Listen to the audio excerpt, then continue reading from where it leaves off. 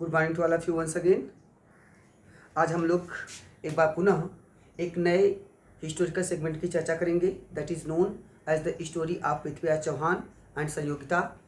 as you know that it was a very famous and popularized story in contemporary era, and also later on many historians, many scholars and other person, other sources have described this story in many ways। Prithviraj Chauhan और संयोगिता महत्वपूर्ण ऐतिहासिक कथानक हैं। राजपूतों का इतिहास आप जानते हैं कि चौहान वंश जो है, पृथ्वीराज चौहान चौहान वंश के थे। चौहानों का इतिहास हमको मुख्यतः साका साहित्य, रासो साहित्य, वात साहित्य, ख्यात, हाल, डिंगल पिंगल आदि साहित्यिक विधाओं में प्राप्त होती है। तो राजपूतों का जो इतिहास लिखा गया है मूलतः ख्यात में लिखा गया है। ख्यात, साका और रासो साहित्य में लिखा गया है। और राजपूत शब्द जो है यह पहली बार हमको संस्कृत में जो राजपुत्र आते थे उसी का परिवर्धित स्वरूप के रूप में प्राप्त होता है। और पहली बार राजपूत शब्द जो है यह आधुनिक अर्थों में अगर देखा जाए तो पहली बार कर्नल टाड ने annuls and the antiquity of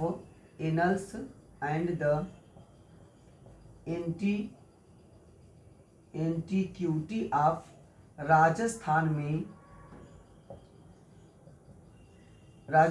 पहली बार राजपूत शब्द का प्रयोग किया है। ठीक है, ये राजपूतों के महत्वपूर्ण इतिहासकार भी माने जाते हैं। आते हैं रासो साहित्य के अंतर्गत। यदि देखिएगा साका और रासो साहित्य जो हैं ये ऐसी पद्धतियां हैं जिसके अंतर्गत अपने राजा महाराजा आश्रयदाता आदि के संदर्भ में महत्वपूर्ण आख्यान प्रस्तुत किए जाते हैं। उनके उपलब्धियों की चर्चा को एक्सटोल किया जाता है, उनके उपलब्धियों को बढ़ा चढ़ा के महिमा मंडित करने का किया जाता है। और इसमें उनके वीरोचित कार्यों, जिसे आप कहते हैं हेरोइक कपलेट, हेरोइक डिट्स, और उसके बाद श्रृंगार प्रधान, प्रेम आख्यान आदि को आधार बना के वर्णन किया जाता है, जो मुख्यतः हमको रासो साहित्य में और हमको प्राप्त हो रहा है कहाँ पे, साका साहित्य, ख्यात आदि में प्राप्त हो रहा है। ओके, और अब आते हैं आगे। अब अगर रासो साहित्य की बात करें तो सबसे पहले जो आपके इस प्रकरण का महत्वपूर्ण स्रोत है वह आपका है पृथ्वीराज रासो। आते हैं, याद रखिएगा हमने चर्चा किया कि राजपूतों का उद्भव जो हुआ है यह आपका कहा जाता है कि आबू पर्वत पर वशिष्ठ ऋषि ने एक यज्ञ किया था। उस यज्ञ में अग्निकुंड से 4 प्रमुख राजपूत वंशों का उद्भव हुआ था, जिनका क्रम है प्रपचौचा। इसका मतलब होता है, प्रपचौचा का मतलब होता है प्रतिहार। इनका क्रम है, याद रखिएगा, उद्भव का क्रम प्रतिहार, परमार, चाहमान मतलब चौहान, और चौलुक्य का मतलब होता है सोलंकी वंश वाले, जिसमें आपके भीम हुए थे, रानी नायिका देवी हुई थी, उनकी भी चर्चा हम लोग आगे करेंगे। इसी में आपके जयसिंह सिद्धराज हुए थे, चौलुक्य सोलंकी वंश। ये इनका क्रम है, इनको याद करते हैं प्रपचौचा से। कैसे? प्रपचौचा, चौहान, चालुक्य। ठीक है, चालुक्य चौलुक्य कहते हैं। ठीक है, अब आगे देखते हैं। तो यहाँ से हमको, तो यहाँ पे जो इनका मुख्यतः उद्भव हुआ उसमें एक प्रमुख वंश है चौहान वंश, और अन्य राजपूत वंशों में जो अग्निकुंड से तो नहीं उत्पन्न हुए हैं उनमें है गढ़वाल वंश। गढ़वाल वंश वाले जो हैं ये मूलतः कन्नौज और बनारस के क्षेत्रों से शासन करते थे, जबकि चौहान वंश जो पृथ्वीराज चौहान जिसमें प्रमुख शासक हुए और इस वंश का सबसे महानतम जो शासक थे वे थे आपके बीसल देव चतुर्थ। ठीक है, विग्रहराज बीसल देव। ठीक है, तो यहाँ पे हम देखते हैं कि जो इनका इतिहास मिलता है, इनका जो इतिहास हमको प्राप्त हो रहा है उसमें सबसे ज़्यादा जो फेमस प्रकरण है वह पृथ्वीराज चौहान और संयोगिता का प्रकरण है।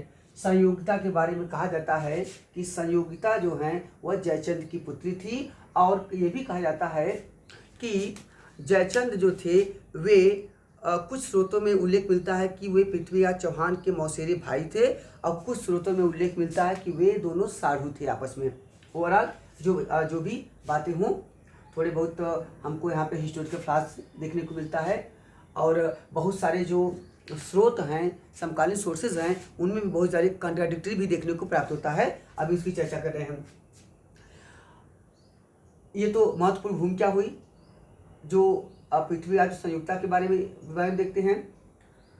चौहान वंश हमने चर्चा कर लिया कि यह लोग दिल्ली और अजमेर से शासन कर रहे थे, जिसमें पृथ्वीराज चौहान जब शासक हुए तो उसी के कंटेम्प्रेरी आपके कन्नौज में गढ़वाल वंश में जयचंद शासक हुए थे और उसी समय आपके अफगानिस्तान गजनी में उस समय राज्य चला था गोरी वंश का, जिसके शासक थे मोहम्मद गोरी। ओके, तो एक आपके पास सिनारियो प्रस्तुत हो गया। आगे देखते हैं। इस प्रकरण के जो कथानक मिलते हैं वह पृथ्वीराज रासो मिलते हैं। पृथ्वीराज रासो चंद्रबरदाई के द्वारा लिखा गया है। चंद्रबरदाई जो हैं ये पृथ्वीराज चौहान के दरबारी थे, उनके खास मित्र थे, बाल सखा थे। और एक महत्वपूर्ण तथ्य है कि पृथ्वीराज चौहान और चंद्रबरदाई का जन्म भी एक ही दिन हुआ है और मृत्यु भी एक ही दिन हुआ है। 1148 में जन्म हुआ है, 1192 में मृत्यु हुई है। दोनों का एक ही दिन जन्म, एक ही दिन मृत्यु हुई है। कहा जाता है पृथ्वीराज चौहान जो है जो रासो है, पृथ्वीराज रासो जिसे चंद्रबरदाई ने लिखा है, इसमें आनंद विक्रम संवत का प्रयोग है। क्या है याद रखिएगा, इसमें आनंद विक्रम संवत का प्रयोग है। पहला तथ्य याद रखिएगा। दूसरा, यह जो रासो साहित्य है यह डिंगल और पिंगल साहित्य के अंतर्गत लिखा गया है। डिंगल जो होता है यह पश्चिमी राजस्थानी, ठीक है, पश्चिमी राजस्थानी शैली है जिसमें चारण भाटों द्वारा चारणों द्वारा लिखा जाता है। जबकि पिंगल जो है यह पूर्वी राजस्थान की भाषा है, पूर्वी राजस्थान में लिखी जाती है, जिसे भाटों ने, वहाँ के भाटों ने इसे प्रवर्तित किया, इसका विकास किया। ठीक है, इसमें राजस्थानी ब्रज भाषा का प्रयोग किया था। ये राजस्थानी ब्रज भाषा की इसमें प्रधानता मिलती है, ब्रज भाषा। ठीक है, तो आपका होगा डिंगल और पिंगल साहित्य की चर्चा हो गई। अब आगे देखते हैं। पृथ्वीराज रासो में 6 भाषाओं का प्रयोग है।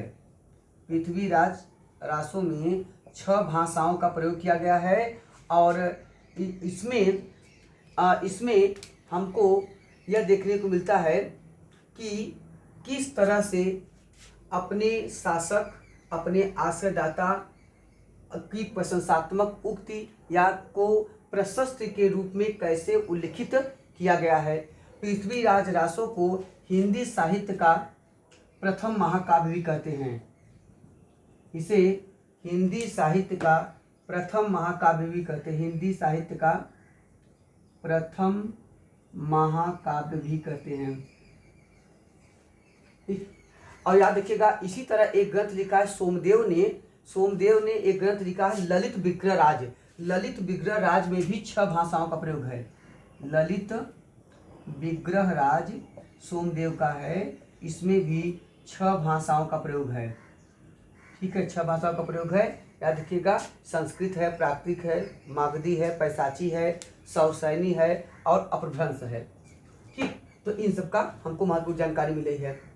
दूसरा, ठीक है, तो पृथ्वीराज रासो की कहानी। और दूसरा जो सोर्स मिलता है हमको आपके संयोगिता और पृथ्वीराज चौहान के संबंधों का, वह जानकारी हमको मिले पृथ्वीराज विजय में, जिसे लिखा है जयानक ने। जयानक ने पृथ्वीराज विजय में यद्यपि संयोगिता को का डायरेक्ट तो वर्णन नहीं किया है, लेकिन उन्होंने अपने वर्णन में लिखा है कि पृथ्वीराज चौहान का एकमात्र उद्देश्य अपने पूर्व जन्म की प्रेमिका तिलोत्तमा को प्राप्त करना था। अपने पूर्व जन्म की प्रेमिका तिलोत्तमा को प्राप्त करना था। इसी तिलोत्तमा के लिए पूरा का पूरा जो है प्रकरण हमको वहाँ प्राप्त होता है और पूरा जो है इसी रोमांटिसिज्म को हाईलाइट करते हुए, फोकस करते हुए यह ग्रंथ लिखा गया है। तो ठीक है, तो एक चीज़ तो ये महत्वपूर्ण है। दूसरा आगे देखते हैं। आगे कहा गया कि तिलोत्तमा कौन है। तिलोत्तमा को कहा गया कि तिलोत्तमा जो हैं यह पूर्व जन्म की अप्सरा हैं। ठीक है, तो तो जो तिलोत्तमा नामक पुरजन की अप्सरा हैं, इन्हीं को प्राप्त करना इनका लक्ष्य था। और आगे जयानक कहता है, जयानक अपने को इस ग्रंथ में अपने को कलयुग का वाल्मीकि कहता है, कलयुग का वाल्मीकि कहता है। पृथ्वीराज को कलयुग का राम कहता है। तिलोत्तमा को कलयुग की सीता कहता है। और इनके मंत्री पृथ्वीराज चौहान के मंत्री हैं कदम्बवासव। तो कदम्बवास को मंत्री कदम्बवास को कलयुग का हनुमान कहता है, हनुमान के साथ तुलना करता है। ठीक है। यह भी उल्लेख मिलता है कि पृथ्वीराज चौहान के का जो सबसे ज़्यादा सहयोगी रहे, सबसे ज़्यादा सेवा किया है, वह उसमें मिलता है। एक थे कदम्बवास, दूसरे थे भुवनेक मल्ल। भुवनेक मल्ल कहा जाता है कि इन दोनों लोगों ने, भुवनेक मल्ल जो थे वो पृथ्वीराज चौहान की माता थी कर्पूर देवी और पिता थे सोमेश्वर। कर्पूर देवी के पिता थे अचल राज के भाई थे भुवनेक मल्ल। तो उनके बारे में कहा गया है कि कदम्बवास और भुवनेक मल्ल ने पृथ्वीराज चौहान की सेवा उसी तरह किया जैसे कि भगवान राम की सेवा हनुमान ने किया है। ठीक है। अच्छा, एक देखिए ये प्रकरण। एक अन्य प्रकरण है, जब संध्याकर नंदी ने ग्रंथ लिखा है रामचरित, संध्याकर नंदी ने, ठीक है, उसमें उन्होंने अपने को कलयुग का वाल्मीकि कहा और रामपाल को कलयुग का राम कहा। ठीक। तो ये कथानक दोनों एक दूसरे से थोड़े से मिलते जुलते हैं, इसलिए बता दिया। आगे फिर देखते हैं। इसके अतिरिक्त तो हमने कहा कि इस ग्रंथ में तिलोत्तमा का वर्णन मिलता है। इसी तिलोत्तमा को मान लिया गया है इस जन्म की संयोगिता। सुरजन चरित एक ग्रंथ है जिसे चंद्रशेखर ने लिखा है, चंद्रशेखर सुरजन चरित। इस ग्रंथ में संयोगिता की चर्चा कांतिमती के नाम से हुआ है, कांतिमती। ठीक है। तो कांतिमती है, कांतिमती के नाम से हमको इस ग्रंथ में प्राप्त हो रहा है। ठीक। सुरजन चरित में तो मतलब है कि क्रांतिमती ही है, या कांतिमती सही है। ठीक है। कांतिमती के नाम से मिलता है। वो मतलब हमको कई कथानक मिल रहे हैं। जयचंद का रंभा मंजरी है, उसमें भी कथानक मिल रहा है, और पुरुष परीक्षा। ठीक है। तो मतलब तो समकालीन कई ग्रंथ में उल्लेख मिलता है। इसी के साथ साथ कुछ स्रोत हमको अबुल फजल के आईने अकबरी में और अमीर खुसरो के ग्रंथों में भी हमको जयचंद प्रकरण आदि के बारे में जानकारी मिलती है। ठीक है। तो महत्वपूर्ण हमारे पास कई ग्रंथों में ये कथानक प्राप्त हो रहे हैं। अब आते हैं थोड़ा सा हम लोग, ये तो हो गया, अब हम लोग मूल कथानक पे आते हैं कि ये जो मूल कथानक है। अच्छा, याद देखिएगा, जो पृथ्वीराज रासो है, कहा जाता है कि इसका अंतिम भाग लिखा है चंद्रबरदाई के पुत्र जलहर चारण ने। इसका अंतिम भाग लिखा है जलहर चारण ने। ठीक। अब आते हैं थोड़े से मूल कथानक पे। पृथ्वीराज चौहान जो चौहान वंश के महत्वपूर्ण राजा थे, ठीक, जिनकी उपाधि थी भारतेश्वर, जिनकी उपाधि थी दलपंगुल, जिनकी उपाधि थी सपादलेश्वर, ठीक है, और जिनकी उपाधि थी राय पिथौरा। तो याद रखिएगा, पृथ्वीराज चौहान, अब मूल कहानी पाते हैं। पृथ्वीराज चौहान जिनकी उपाधि है आपका राय पिथौरा, दूसरा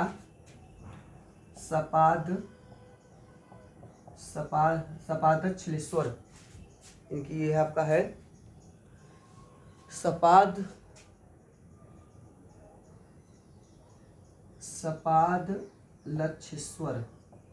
सपादलक्षेश्वर जो है, इसका मतलब होता है 1.25 लाख गांव का स्वामी। ठीक। सपादलक्ष के लोग थे, इनके मूल जगह भी था सपादलक्ष। ठीक है। इसके बाद इनकी उपाधि है, एक अन्य महत्वपूर्ण है हिंदू सम्राट। इन्हें कहा गया है हिंदू सम्राट। कुछ लोग इनको अंतिम महान हिंदू सम्राट मानते हैं, मध्यकाल का हिंदू सम्राट। इसी बाद इनको कहा गया है भारतेश्वर। और हसन निज़ामी ने अपने ग्रंथ ताजुल मासिर में इनकी उपाधि होता है दलपंगुल। दलपंगुल क्या है, याद रखिएगा। दलपंगुल जो है हसन निजामी ग्रंथ ताजुल मासीर, दलपंगुल में मतलब होता है पृथ्वी, संपूर्ण पृथ्वी को जीतने वाला या विश्व विजेता, पृथ्वी को जीतने का आकांक्षा करने वाला। तो दलपंगुल मतलब होता है संपूर्ण विश्व का विजेता समझिए। तो वो कहता है ताजुल मासीर में हसन निजामी कि पृथ्वीराज चौहान में विश्व विजय की कामना या लालसा घर कर गई थी, वह विश्व विजय करना चाहते थे, इसीलिए उन्होंने उपाधि धारण किया था दलपंगुल की। तो हसन निजामी के ताजुल मासीर में हमको यह जानकारी प्राप्त होती है, ताजुल मासीर, क्योंकि अनेक विदेशी स्रोतों में हमको ये प्रकरण प्राप्त हो रहा है। ओवरऑल अब आगे फिर आते हैं। कहा जाता है कि पृथ्वीराज चौहान और संयुक्ता का जो प्रकरण है, इससे पहले भी पृथ्वीराज चौहान की लगभग 13 रानियों का उल्लेख मिलता है। कुल 13 रानियों का उल्लेख मिलता है, जिसमें से कई महत्वपूर्ण हैं शशिव्रता, पद्मावती, संयोगिता, जाम्बवती, अन्य महत्वपूर्ण। इसमें से उन्होंने राजा पद्मसेन की पुत्री पद्मावती का भी अपहरण किया था, याद रखिएगा। राजा पद्मसेन की पुत्री थी पद्मावती, उनका पद्मावती बड़ी फेमस कैरेक्टर है। पद्मावती एक इनकी रानी का नाम है। पद्मावती जो है एक आपके उनकी अजातशत्रु की रानी का नाम है। पद्मावती एक आपकी फेमस रही हैं, जो आपके मध्यकाल में रानी पद्मावती कहानी तो आप जानते ही हैं। तो ओवरऑल पद्मावती हैं, शशिव्रता है, जाम्बवती हैं, बहुत सारी हैं, और एक अन्य है महत्वपूर्ण, कहा था तीसरी रानी की जो थी वो थी संयोगिता थी। संयोगिता से का जो प्रकरण है वह 1185 AD का है, 1185 ईस्वी का है। कथानक हमको यह प्राप्त होता है कि सबसे पहले पृथ्वीराज चौहान के दरबारी थे पन्ना राय। पन्ना राय इनके दरबार के प्रमुख थे, चित्रकार थे। पन्ना राय ने कहा जाता है कि एक बार राजा को संयोगिता का चित्र दिखाया था और संयोगिता को राजा का चित्र दिखाया था। संयोगिता बहुत खूबसूरत अपने दौर की महिला मानी जाती थी। तो जो उनका दरबारी चाहता था कि यह सम्राट के दरबार में रहें, सम्राट की मलिका के रूप में रहें, तो इसीलिए उन्होंने एक दूसरे का चित्र दिखा दिया।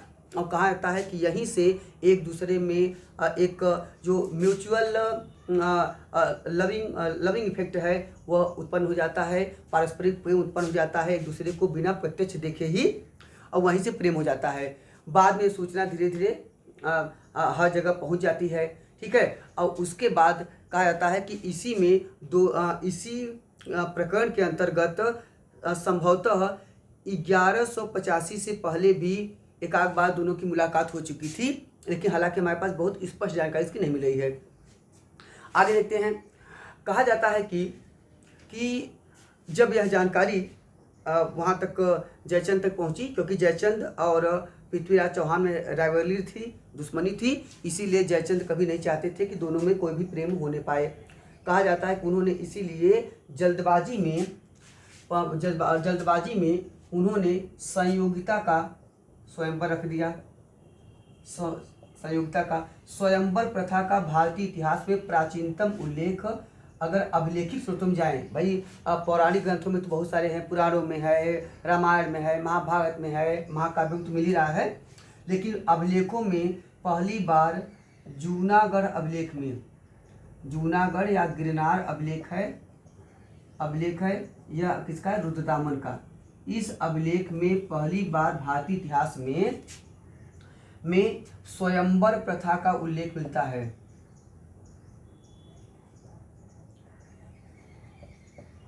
स्वयंवर प्रथा का, ठीक है, हमको यहाँ पे उल्लेख प्राप्त हो रहा है। अब कहा जा रहा है कि 1185 में उन्होंने स्वयंवर रख दिया और इसमें उन्होंने सबको आमंत्रित किया कि पृथ्वीराज चौहान को आमंत्रित नहीं किया। पृथ्वीराज चौहान ने यह सूचना किसी तरह गुप्त रूप से रानी के पास तक भेजा और ठीक है, और अंततः यह तय हुआ कि उसी दिन जो है पृथ्वीराज चौहान जाएंगे और संयोगिता को अपहरित करके ले जाएंगे या वहाँ से भगा के ले जाएंगे। तो ये कथानक हमको प्राप्त होता है।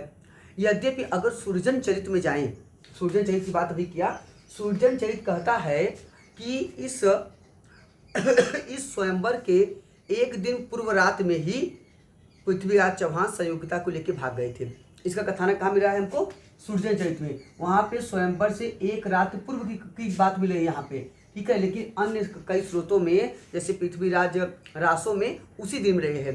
पृथ्वीराज रासो में चंद्रबरदाई कहता है कि जयचंद ने पृथ्वीराज को नीचा दिखाने के लिए राजसूय यज्ञ किया और पुत्री का स्वयंवर किया, लेकिन इनको आमंत्रित नहीं किया।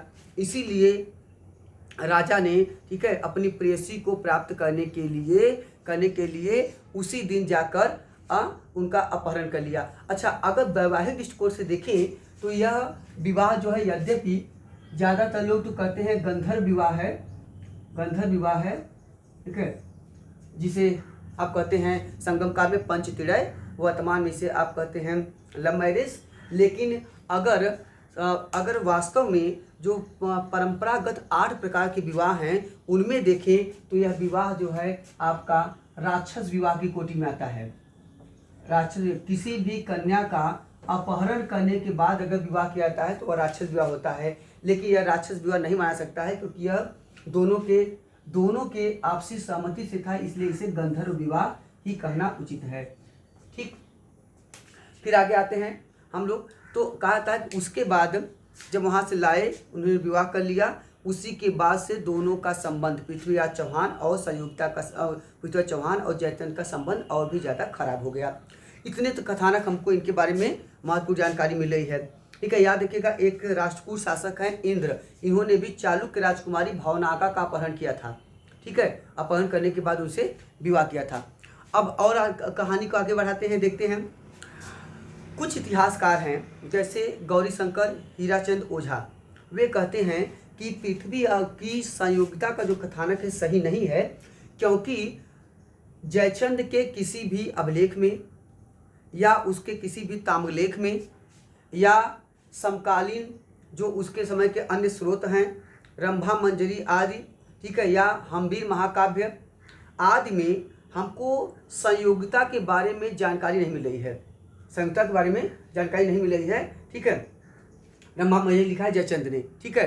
तो जयचंद का तो कथानक है, लेकिन इसमें संयोगिता के बारे में जानकारी नहीं मिल रही है, तो न तो किसी उनके अभिलेख में है, तो इसीलिए कहते हैं कि संभवतः यह कहानी जो है यह जो है फैब्रिकेटेड है, यह एक प्रकार का फेयरी टेल्स है, लेकिन यह ऐतिहासिक रूप से सही नहीं है। लेकिन यह मानना मुश्किल है, कहना भी मुश्किल है कि नहीं है। ओवरऑल आते हैं, पृथ्वीराज चौहान के घोड़े का नाम है आपका नित्यरंभा, ठीक है। उनके घोड़े का नाम है, पृथ्वीराज चौहान के घोड़े का नाम है आपके नत्यरंभा, ठीक है, नत्यरंभा याद रखिएगा। और सिकंदर के घोड़े का नाम था आपका बूके फाला, और महाराणा प्रताप के घोड़े का नाम था चेतक, आपको फेमस ही पता ही है, ठीक है। तो ये हमको पास मूल जानकारी प्राप्त हो रही है। अब आगे बढ़ते हैं।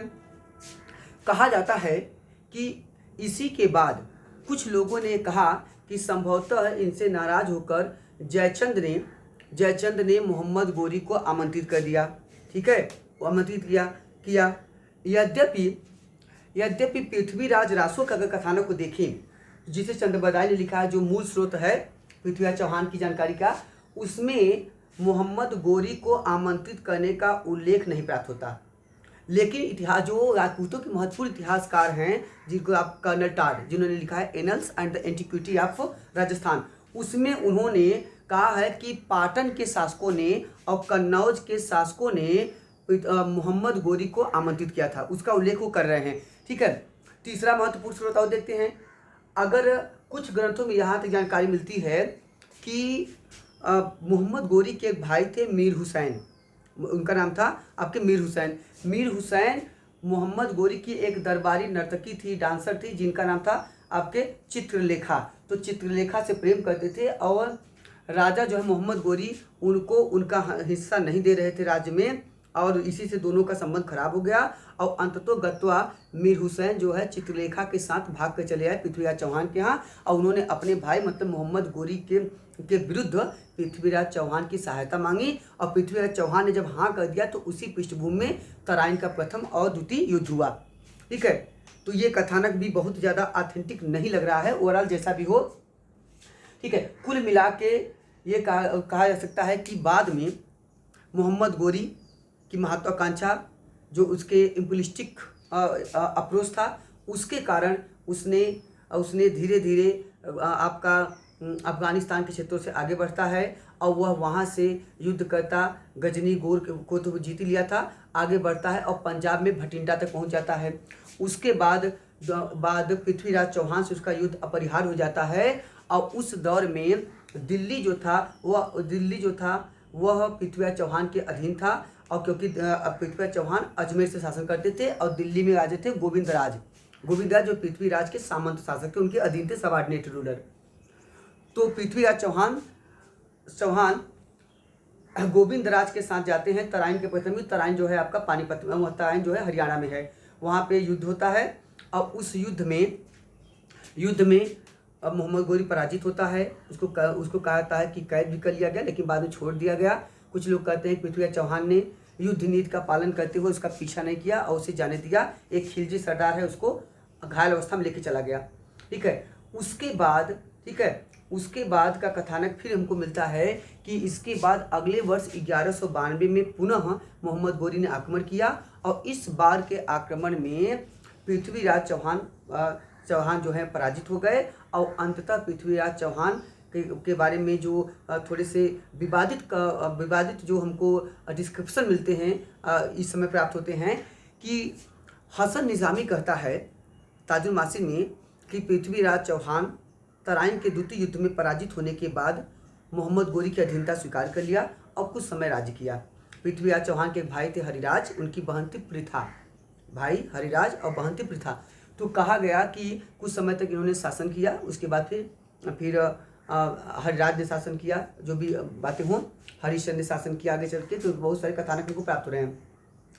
लेकिन और अगर चंद्रबरदाई को देखें पृथ्वीराज रासो में, तो चंद्रबरदाई ने यह बात नहीं माना। चंद्रबरदाई लिखता है कि पृथ्वीराज चौहान को गजनी ले जाया गया, जो उस समय मोहम्मद गोरी की राजधानी थी।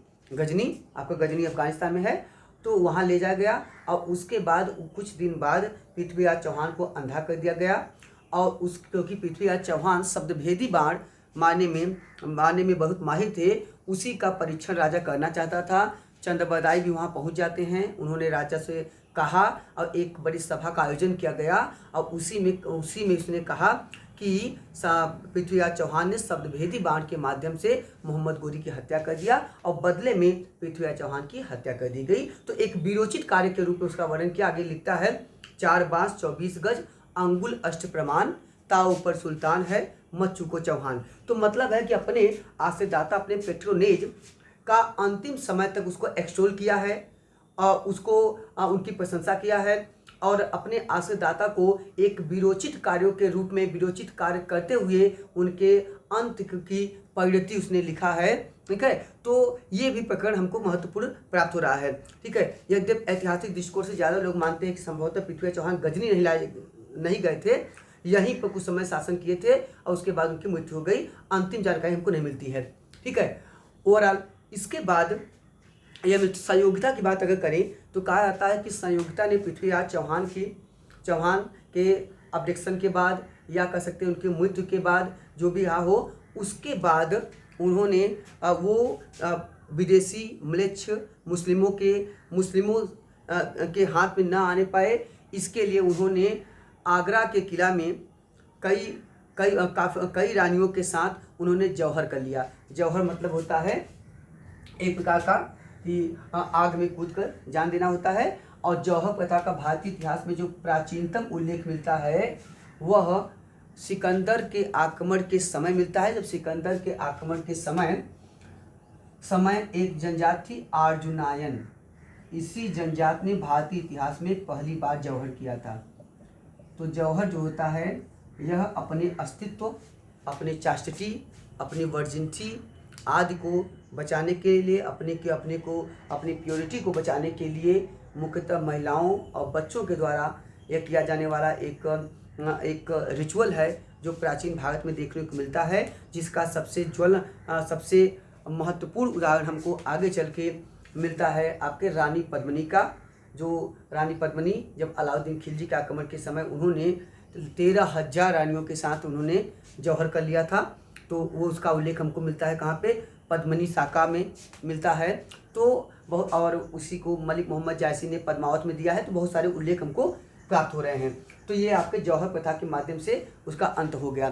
तो ये एक प्रकार से कह सकते हैं कि तमाम सोर्सेस के बावजूद भी पृथ्वीराज चौहान का अंत कैसे हुआ, संयोगिता का अंत कैसे हुआ, यह अंतिम रूप से बताना मुश्किल रहा है। संभवतः उनका अंत जो था बहुत प्लीजेंटफुल नहीं था। उनका अंत काफ़ी दुखदायक था, मिजरेबल था, बहुत पैथेटिक था। इसीलिए समकालीन स्रोतों में किसी भी इतिहासकार ने पुष्ट रूप से, स्पष्ट रूप से लिखने का साहस न किया होगा। अपने आश्रयदाता और भारत के एक महान योद्धा के इस तरह से पतन को वो लोग संभवतः बर्दाश्त नहीं कर पाए, नहीं लिख पाए। इसीलिए लास्ट के कथानक हमको सही से प्राप्त नहीं पाते हैं। तथापि इतिहास में पृथ्वीराज चौहान और संयोगिता दोनों का प्रेम अमर रहा है। दोनों के कथानक अमर हैं, आज भी उनको गाए जाते हैं, सुने जाते हैं। तो अनुश्रुतियों में, जनश्रुतियों में, परंपराओं में हमको इस बारे में महत्वपूर्ण जानकारी मिल रही है। ठीक है, तो ओवरऑल आज यहाँ तक की कथानक हुई। इसके बाद हम लोग नेक्स्ट सेगमेंट में फिर चलेंगे। Thank you to all of you once again.